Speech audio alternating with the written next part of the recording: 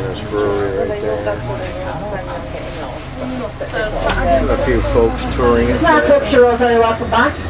I hope you enjoyed your beverage in there now, be it alcoholic or otherwise. My name is Anne and I'm your driver and guide for the remainder of this tour. Now everybody knows that the harp is the national symbol of Ireland. It's called the Brian Boru harp and it is on display in Trinity College. Now the Brian Boru harp is on all our coins, it's on all government literature, passports, driver's license, tax returns, etc. Guinness also use this harp as their symbol. It's an example of the Guinness harp just here on your left hand side. If you get a chance to compare the two, do so, and you will note that the Guinness harp is reversed, it's back to front. That's the only way that Guinness could use the harp as their symbol. Now when Arthur Guinness started brewing, first he brewed ale, and then according to stories, a friend of his sent him over a new drink called porter. So called because it was favoured by the porters of Billingsgate in London. Arthur Guinness was impressed. 30 years after he started brewing ale, he stopped and changed to porter. He called his new drink Extra Stout Porter. The extra and the porter fell off and it became known simply as stout. And as they say, folks, the rest is history.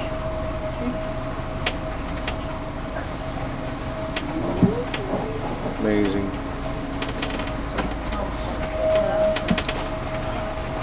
Now as we go through this next set of traffic lights, if you take a look down to your right hand side, you'll see the Rupert Guinness Theatre.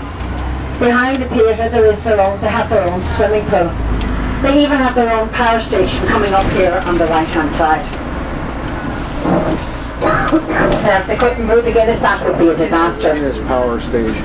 While you're here in Dublin, if you happen to see an ambulance driving around the city with the word Guinness written on it, let me reassure you here and now that that doesn't mean a pub is run dry and needs an urgent delivery. It means a member of staff or one of their family members have been brought to the fully equipped Guinness Medical Department, also here in the right. Guinness used to be one of the largest employers here in the city, employing up to approximately 5,000 people. But thanks to automation and computerisation, that workforce is now down to approximately 800.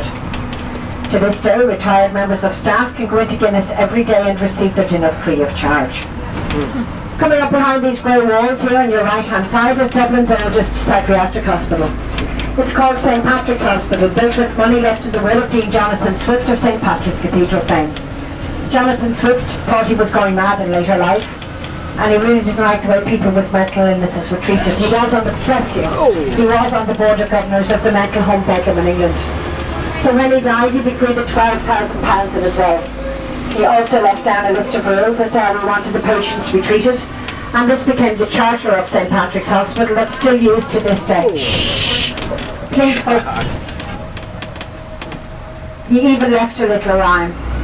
I leave what little wealth I have to build a home for fools and mad, and show with one satiric touch that no nation needed it so much. And it's ironic that the oldest psychiatric hospital with its alcoholic unit should have been built across the street from the largest brewery in the world.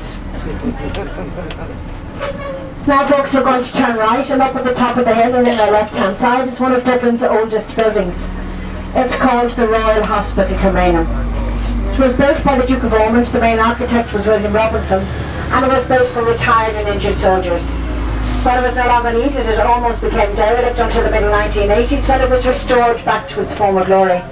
And it now houses the Irish Museum of Modern Art. Best up number 15 for the Irish Museum of Modern Art. Nobody wanting to get off, so we will continue on. From here now, folks, we're going to make the way out to Kilmainham Jail. This gal moves right along, don't she? Crazy. Wait,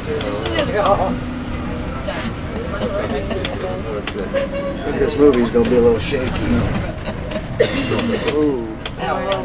Fuzzy. A little fuzzy, a little shaky. You can see better out the side window. Huh? You can see better out the side window. Yeah. Yeah. Front window's got water. That side window? No, get off your man. That's her shirt.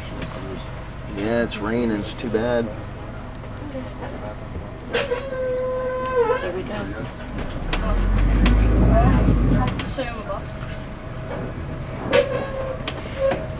Surprised people don't get run. Now if you look into your left hand side over this, at the end of this glass building here now, you will see the front of the Royal Hospital Kilmainham. Now we're making our way out to Kilmainham Jail. Kilmainham Jail is no longer a working jail. It has been closed since 1924.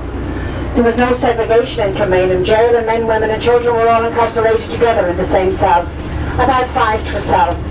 There was no heating, there was no lighting, it was pitch dark and it was freezing cold, and all people had between them for heat and light was one single little candle. During the famine, Kilmainham Jail was full to bursting, and that was because people committed crime deliberately just to get themselves sent to jail. Because they reckoned at least if they were in jail they wouldn't die of starvation, because they would have been fed at least once a day. To help you understand that, between the years 1845 and 1849 a famine occurred here in Ireland.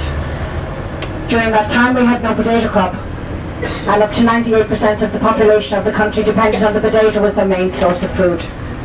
During that time up to 1 million people emigrated and up to another 1 million people died of starvation. So that may help you understand why people committed crime just to get sent to jail. Now many leaders in Irish history were also imprisoned out here in Kilmainham Jail, the most well-known being of course the rebel leaders of the 1916 Easter Rising. 14 of them were executed out here in the Stonebreakers Yard. Look to your right hand side here now and you'll see a little sculpture dedicated to the 14 leaders that were executed here in the Stonebreakers Yard on the left hand side. The main entrance to the This jail is where is they just did coming their up here now on your executions in left. medieval times. No, that was only like 100 and some years ago. 1900s, right? Look over the That's where doorway that and guy you'll see said there they are 5 filmed all segments. the Each one representing tower one of scenes murder, of the rape, treason, Tudors piracy. was Oh right yeah, the here. Tudors was filmed right here, yeah. This was the Tower Yard from the Tudors show. Any more? People going I was just to the checking if there jail. were still tours Wanna available. go to Yes, there jail? are. Let's go in the jail. Sometimes they don't have any We're not left. going to get down there in time. Now there you go, folks. Enjoy. We're not going to be able to do it because we You're can't get welcome. there in time? Okay.